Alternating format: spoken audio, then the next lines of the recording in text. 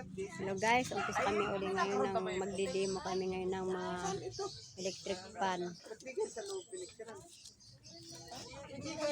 Tara na, magdidemo na tayo ng electric fan.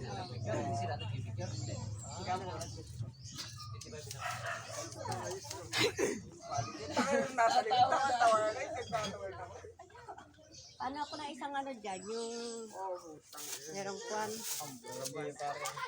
Formal na suot nakano lang. Naka-jacket.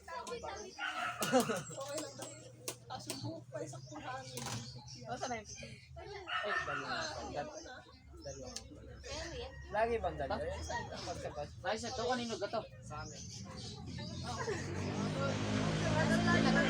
Ya, wala to. Ano wala to kasi? Parang tayo mga Dalawa lang ang nakalagay. may kinatadyakan mo lagi na ako kinatadyakan ko yung bingot eh.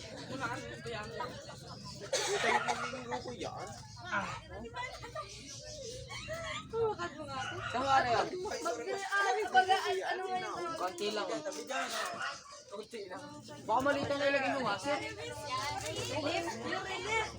Uy, daan yan. Pasok lang yata yung manipis. Kasi hasa dyan mo, sisiting mo ako dito. Gala ba yun? Mukha ka na. Baksak mo. Diyan na mas na dumi yung isa. Sa isang lunis yung kabila naman. Katling bilis. Bastos talaga, yun nga. So hindi ko pinapakita. Dito. Sa part dito. Dito ko ako.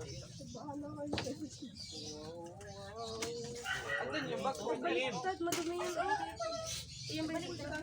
Wilun. Ayun o. Wilun. Ba't mali naman dito? Oh, ere, umpisa tayo. Parang nagpapaliktad. Okay. Oh, ere, ito yung buha. Ito yung buong hulpan. Wala na ito siyang damage. Okay na to, okay na to.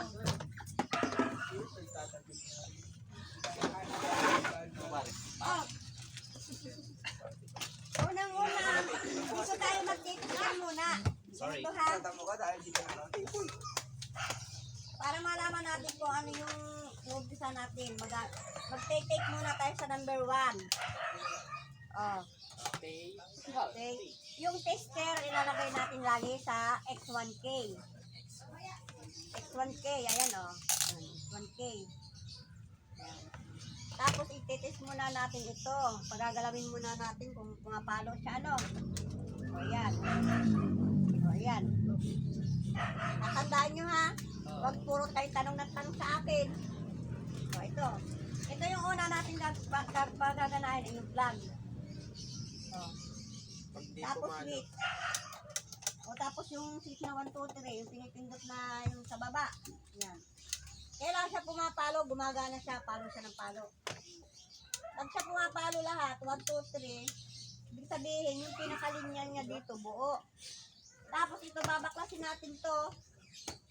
Next number 2 tayo. Mangyayari, ganito na yon ano. Yan, kita nyo na yung motor, tinanggal nyo na yung cover. Ang kukunin nyo ay yung sa capacitor. Tulad nito. Ikakat nyo itong capacitor. Tapos babalatan nyo yan, oh. Ito naman ang titesterin natin. Yan. Pag tinester natin ito, at pumapalo, ibig sabihin, buo yung linya. Pag ayaw pumalo ito, ibig sabihin, putol ang rewind niya. May putol dito sa loob. Ibig sabihin, sira yung kanyang linya. Minsan naman, meron makikita ka ditong putol. Yun, na-i-repair ko yun. Pag putol na. Pag nasa labas, kita mo na yung may nahaklat dito eh. Ito kasing cable tayo, napuputol ito. O, kailangan ito, pag nakita nyo walang tali, ito, tatalian nyo agad. Tatalian natin muna ito ha, pag nakaangat. Tapos bago kayo magtanggal ng tornilyo. Kasi di ba may damage na eh, hindi bubuksan natin to. Pagka hindi nyo kayang buksan, sisilsilin natin itong tornilyo. O di yung kung saan ang posisyon, paluluagan natin, sisilsilin natin ang konti. Pero bawal na masungkit itong rewind natin. Mag-iingat tayo ditong masungkit to. Kasi pag nasungkit to, ano mangyayari?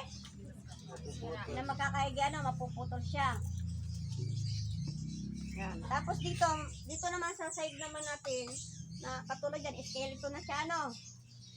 Ay, di yan, ginito na natin to, kinat na natin sa 1, 2, 3. Dito naman kayo magtitester sa 1, 2, 3 sa common. Ang laging uunahin ninyo sa tester ay yung common.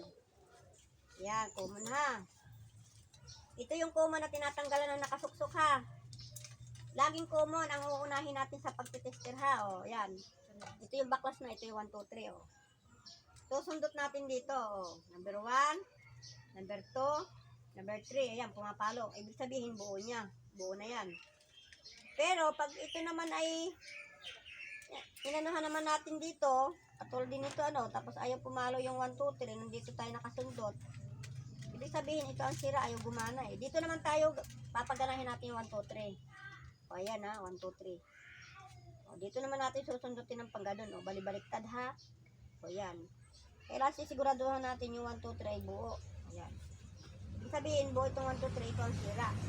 Ito yung, ano, yung common sa nilalagyan ng fuse. Ibig sabihin, ang sira nito ay fuse. Doon mo babaklasin. Doon yung babaklasin yan. Basta ang mahalaga ay may cable tie tayo. Tapos pag nagsuot kayo pag nagtali na kayo, kailangan malinis yung pinagdadaanan ng ano, yung pinaka-cable tie para pag binatak niyo yung cable tie na pag ganun patali, wala kayong madadaanan ng wire na mapuputol. Ano? Kailangan siya malinis. Para pag hinatak natin yung pinaka-cable tie, hindi siya mapuputol.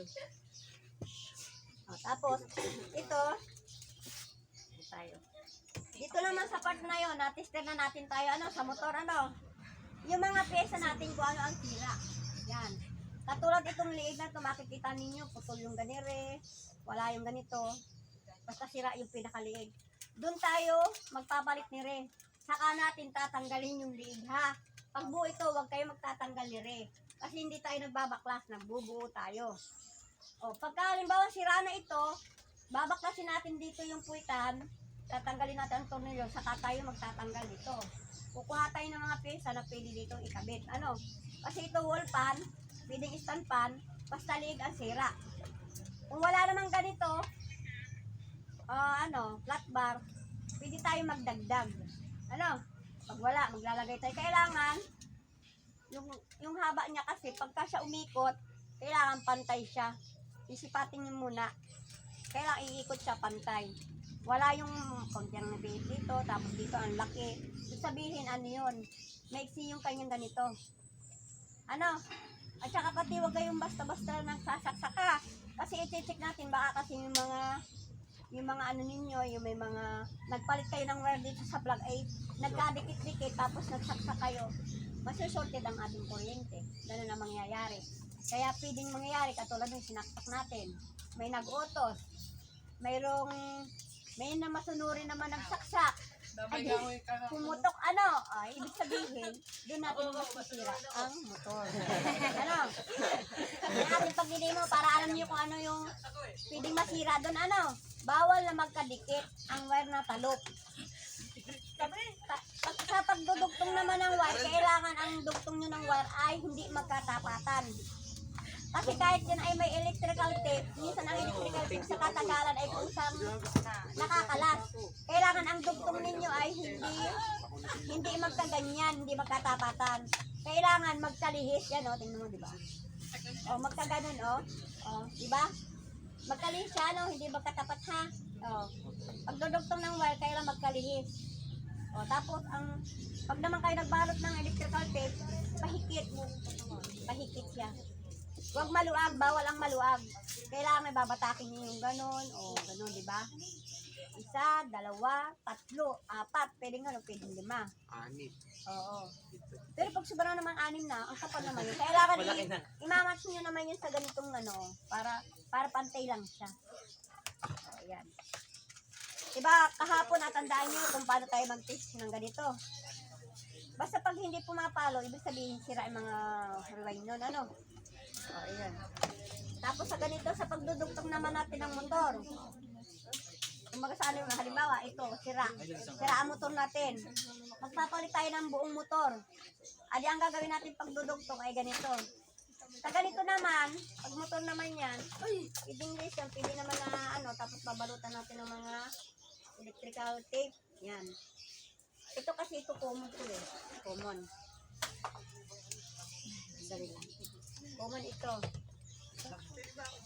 Oo, pwede ka naman ito. Ito kasi sa ceiling fan kasi tatlo lang ang ano eh. Yung ano lang mo rewind. Tatlohan lang siya. Kasi ito yung sinasabing 1, 2, 3 na pagkasasi sa'yo nalipat siya. Tapos ito naman yung sa capacitor. Ito naman yung dun sa common. O tapos ito yung sa reverse. Tatlo lang naman eh. Mas madali nga yung linya ng ano eh, motor. Tapos tatlo lang silang wire. Hindi ka tulad dun sa apatan. Sabagay sa apatan makikita mo 1, 2, 3. Tapos yung isa naman ay common, di ba?